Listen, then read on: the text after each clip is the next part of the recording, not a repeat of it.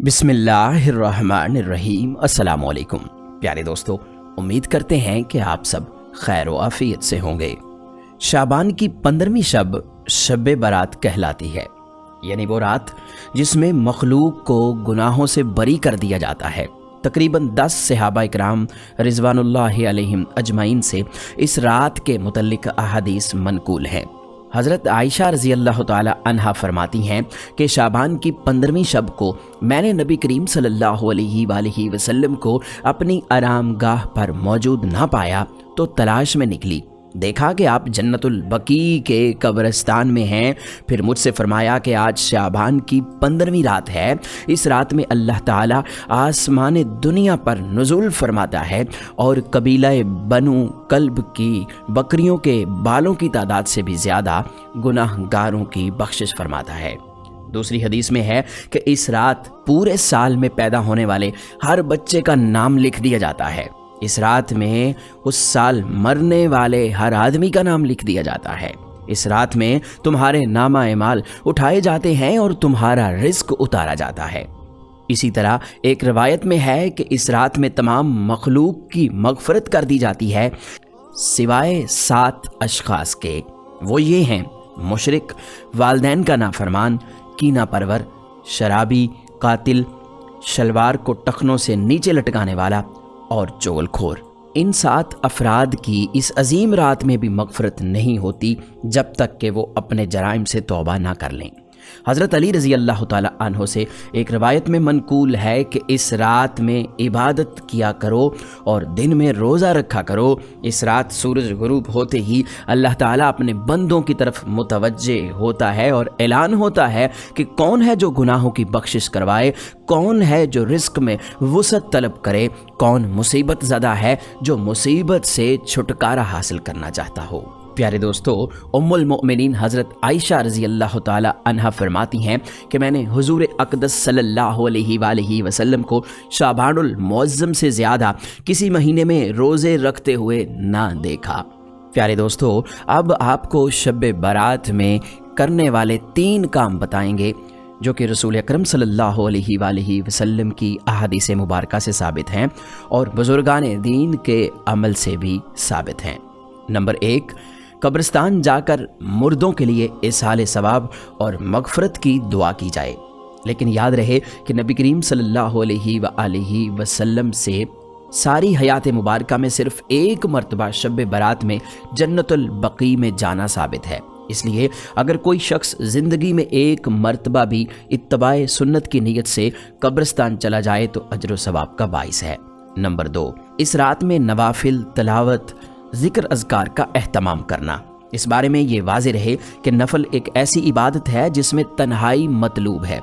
ये खलवत की इबादत है जिसके ज़रिए इंसान अल्लाह का कुर्ब हासिल करता है। लिहाजा नवाफिल वगैरह तन्हाई में अपने घरों में भी अदा किए जा सकते हैं या फिर मसाजिद में भी अदा किए जा सकते हैं। नंबर 3, दिन में रोज़ा रखना भी मुस्तहब है, क्योंकि इस बारे में हज़रत अली रज़ी अल्लाह ताला अन्हो की रिवायत है। आप रज़ी अल्लाह ताला अन्हो फरमाते हैं कि रसूल अकरम सल्लल्लाहु अलैहि वसल्लम ने फरमाया 15 शाबान के दिन का रोज़ा रखा करो, ये बहुत ज़्यादा अफजल है। लिहाजा इस नीयत से रोज़ा रखा जाए तो मौजब अजर व सवाब होगा। बाकी इस रात में पटाखे बजाना, आतिशबाजी करना, ये सब शैतानी काम हैं, इनसे अल्लाह ताला नाराज़ होता है। प्यारे दोस्तों, बुजुर्गान दीन भी ये रात इबादत इलाही में बसर किया करते थे।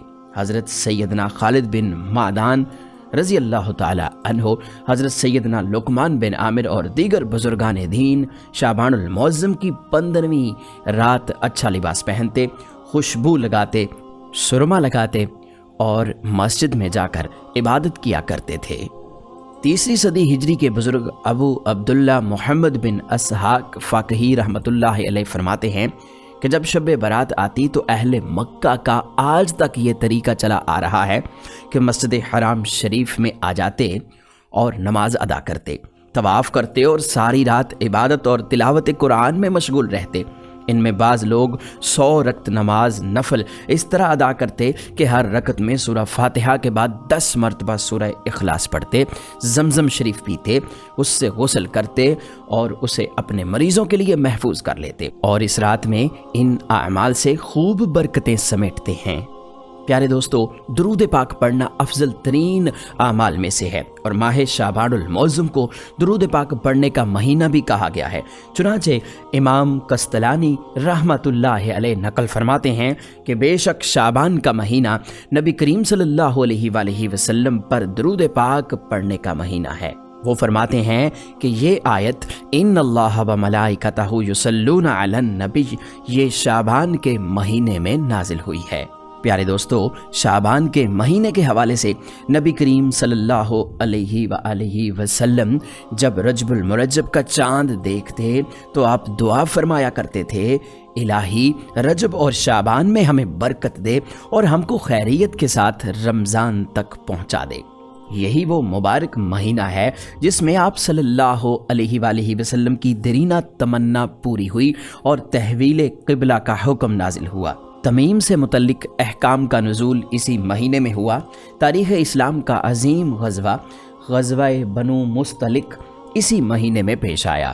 اسی مہینے میں آپ صلی اللہ علیہ وآلہ وسلم نے حضرت حفصہ رضی اللہ تعالی عنہا اور حضرت جویریہ رضی اللہ تعالی عنہا سے نکاح فرمایا۔